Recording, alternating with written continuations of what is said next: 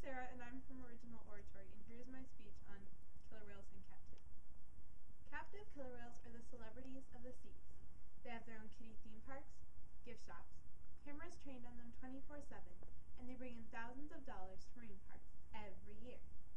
Bearing the burden of fame comes with more trouble than just the paparazzi, however, because captive orcas don't lead the lives of luxury that marine parks want you to believe.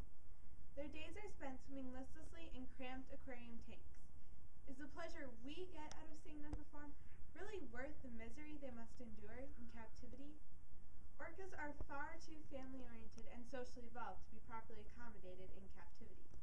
The Ocean Future Society states that they are the most complex marine species on the planet, with a family structure almost as intricate as that of humans. In the wild, orcas live in pods, or groups, of other whales they are socially bonded to.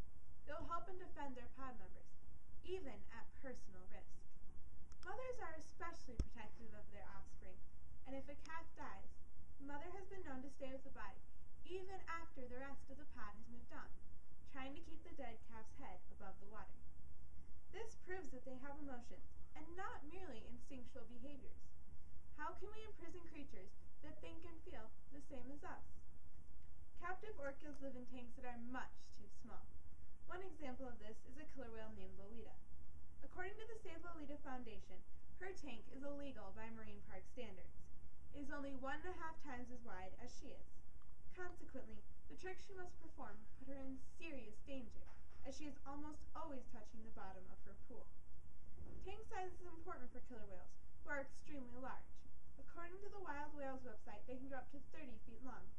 But they also are extremely active, and in the wild spend most of their time hunting. According to the Center for Whale Research, a typical wild orca will travel between 75 to 100 miles in a single day, reaching speeds of up to 35 miles per hour and diving up to 100 feet. These behaviors are not possible in even the largest killer whale teams. For example, SeaWorld Orlando's 220-foot-long pool is only approximately 42 ten-thousandths of a percent of an orca's natural range. No matter how hard we try, we can never replace the limitless expanses of the sea. Although extreme boredom and depression are mental dangers of being confined in tanks, there are physical dangers as well. This September, 11-year-old orca Nakai, living in SeaWorld San Diego, received a nasty gash in his jaw that tore through his skin and blubber, exposing his jawbone. The exact cause of the injury is unknown, but Deborah Giles of the UC Davis Department of Wildlife, Fisheries, and Conservation Biology speculates that Nakai got his jaw cut on the sharp, protruding edge of a metal grate separating the orca enclosures. There are often other safety hazards in tanks besides just metal grates, though. Rust, lack of shade, pool leaks, and electrical hazards are all common factors.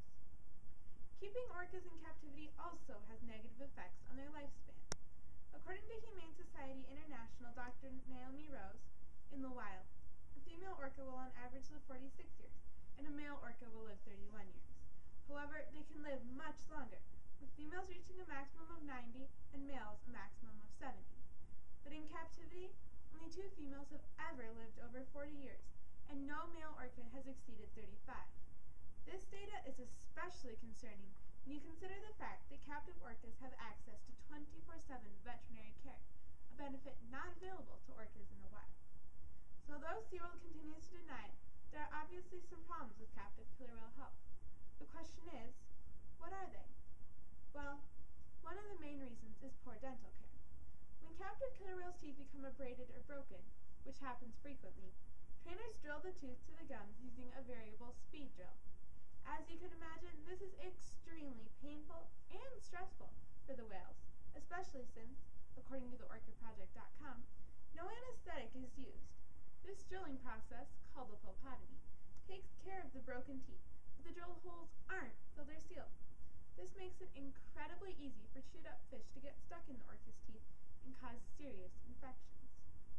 Well, that doesn't sound fun, but is poor dental health really that big of a deal? According to Dr. Naomi Rose, poor dental health is a known cause of many veterinary and medical conditions, including heart disease and pneumonia. It is also the main factor behind the lethal infections that kill the majority of captive killer whales.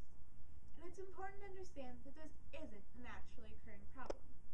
Despite their heightened exposure to foreign materials, wild orcas don't exhibit the infected raw gums and drilled morn teeth that have become the norm in aquariums.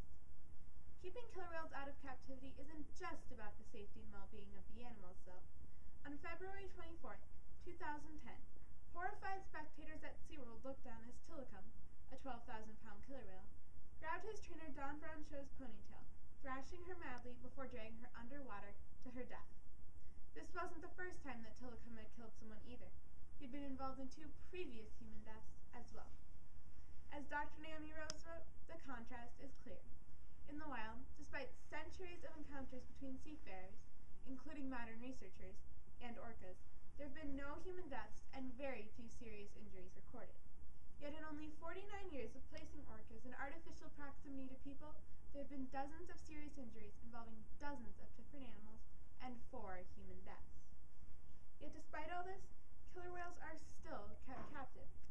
One of the main reasons aquariums keep orcas captive is that they believe, many people, seeing these animals provides irreplaceable education on the importance of ocean conservation.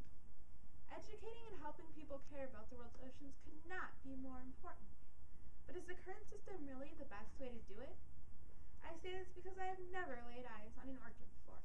Not in the wild, not in captivity, and I've certainly never put on a wetsuit and swum with one at SeaWorld. Yet despite this, I've learned enough about them to realize they cannot go on living in captivity as they do now. There are others who feel this way too.